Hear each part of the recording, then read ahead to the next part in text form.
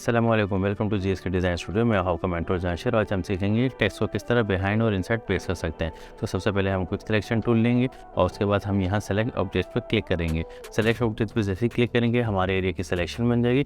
Selection बनने के बाद हम Ctrl+J प्रेस करेंगे ताकि हम इसकी डुप्लीकेट कॉपी बना सकें। डुप्लीकेट कॉपी बनाने के बाद हम यहाँ से टाइप टूल लेंगे।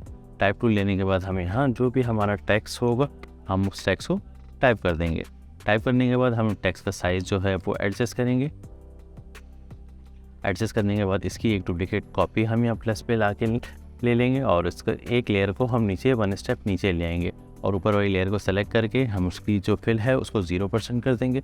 0% करने के बाद यहाँ इफेक्ट्स में आएंगे स्ट्रोक और यहाँ से हम 3 या 4 पॉइंट का स्ट्रोक सेट कर देंगे। उसके बाद इन दोनों लेयर्स को हम सेलेक्ट करेंगे, राइट क्लिक करके लिंक लेयर्स कर देंगे। लिंक लेयर्स करके हम इसे मूव कर सकते हैं।